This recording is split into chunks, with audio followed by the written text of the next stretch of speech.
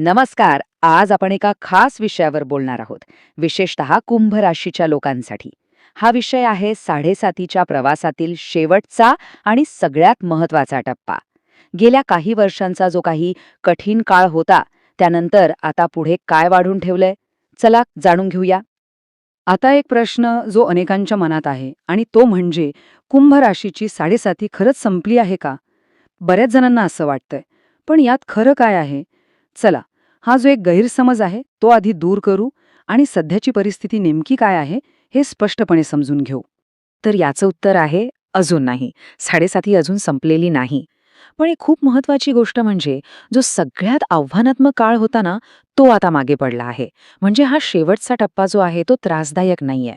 उलट इतक्या वर्षांच्या मेहनतीनंतर, संघर्षानंतर आराम देणारा, दिलासा देणारा आहे.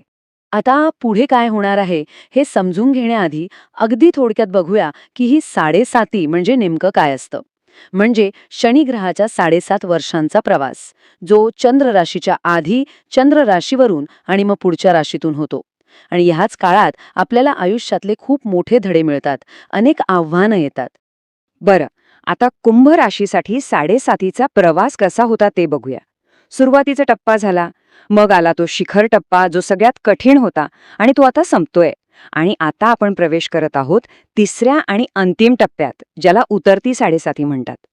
ही साडेसाती पूर्णपणे संपणार आहे 2 जून 2027ला.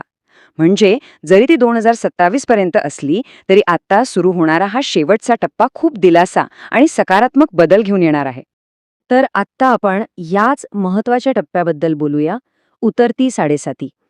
या टप्प्याकडे कष्टाचा काळ म्हणून नाही, तर इतके दिवस केलेल्या संघर्षाचं फळ मिळण्याचा काळ म्हणून का पाहिलं जातं, ते आपण समजून घेऊ.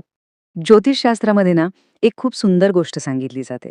असं म्हणतात की जेव्हा शनिदेव एखाद्या राशीतून बाहेर पडतात तेव्हा ते हत्तीच्या पावलांनी सुख समृद्धी देऊन जातात. याचा अर्थ काय?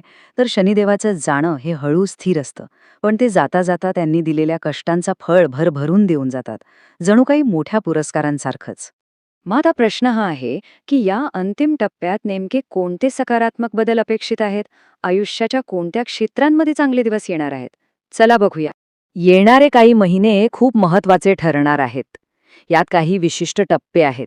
जसं की मे ते ऑक्टोबर 2026 हा काळ करिअर आणि व्यवसायासाठी खूप चांगला असेल. त्यानंतर डिसेंबर 2026 नंतर आर्थिक बाबतीत एक मोठं सकारात्मक वळण येईल. आणि मग जून 2027 मध्ये तर साडेसातीतून पूर्णपणे सुटका आणि दिलासा मिळेल. आर्थिक बाबतीत तर खूप मोठा दिलासा मिळणार आहे. जे अनावश्यक खर्च होत होते ते आता कमी होतील. बचतीमध्ये वाढ व्हायला लागेल. जुनी कर्ज असतील तर ती फेडण्यासाठी काहीतरी नवीन मार्ग सापडतील. आणि विशेषतः डिसेंबर 2026 नंतर आर्थिक स्थितीत एक मोठा आणि सकारात्मक बदल होण्याची दाट शक्यता आहे. आणि करिअरचं काय? तर मे ते ऑक्टोबर 2026 हा जो काळ आहे ना, तो करिअर आणि व्यवसायासाठी अत्यंत शुभ मानला जातोय. ज्यांना कामात अस्थिरता जाणवत होती त्यांच्यासाठी नवीन संधी येतील, नवीन प्रोजेक्ट्स मिळतील आणि कामाच्या ठिकाणी प्रगती होण्याची मोठी शक्यता आहे. पैसा आणि करिअर तर आहेच, पण त्याहीपेक्षा महत्वाचं म्हणजे मानसिक शांती. आता चिंता, चिडचिड, नैराश्य या गोष्टी कमी होतील. निर्णय घेताना एक प्रकारची स्पष्टता येईल. घरातले वादविवाद कमी होतील आणि विवाह किंवा मुलांच्या बाबतीतही काहीतरी चांगली बातमी मिळू शकते. पण हो, एक छोटीशी गोष्ट लक्षात ठेवायला हवी. सगळं काही चांगलं होत असलं तरी शारीरिक आरोग्याकडे लक्ष द्या. थकवा, पाठदुखी किंवा गुडघ्यांच्या समस्यांकडे दुर्लक्ष करू नका. थोडी काळजी घेतली की हा सगळा प्रवास अजून छान होईल. आता ज्योतिषशास्त्र हे फक्त भविष्य सांगत नाही, तर ते आपल्याला काही मार्गही दाखवतं. म्हणजे सगळं काही फक्त नशिबावर सोडून चालणार नाही. आपण स्वतः काही उपाय करून या सकारात्मक बदलांना अजून जास्त प्रभावी बनवू शकतो. तर कुंभ राशीसाठी 3 अगदी सोपे पण खूप प्रभावी उपाय आहेत. पहिला म्हणजे शनिवारी तेल दान करणं. शनिदेवाला तिळाचं तेल अर्पण करा किंवा एखाद्या गरजू व्यक्तीला दान करा. दुसरा उपाय, पिंपळाच्या झाडाची सेवा. पिंपळाच्या झाडाला पाणी घालणं, प्रदक्षिणा घालणं खूप शुभ मानलं जातं.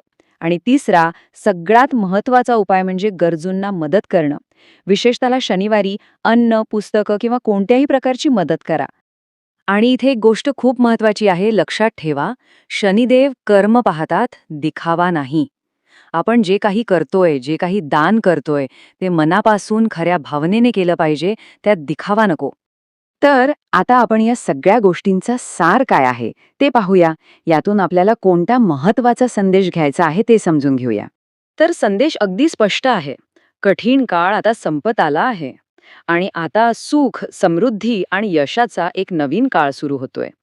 ज्यांनी ज्यांनी गेल्या काही वर्षांत धीराने आव्हानं स्वीकारली, त्यांच्यासाठी आता बदलाचे, चांगल्या दिवसांचे वारे वाहत आहेत. पण मग प्रश्न उरतो की या नव्या अध्यायाची खात्री आहे का? आणि हाच प्रश्न आपल्याला सगळ्यात महत्वाच्या आणि प्रेरणादायी उत्तराकडे घेऊन जातो. याचं उत्तर असं आहे की ग्रह आणि तारे आपल्याला संधी देतात, एक चांगलं व्यासपीठ तयार करून देतात. पण त्या संधीचं सोनं करणं हे आपल्या प्रामाणिक प्रयत्नांवर आणि चांगल्या कर्मांवर अवलंबून आहे. म्हणजे येणारं भविष्य हे ग्रह आणि आपलं कर्म यांची एक भागीदारीच आहे आणि आपलं भविष्य घडवण्याची खरी शक्ती ती आपल्याच हातात आहे.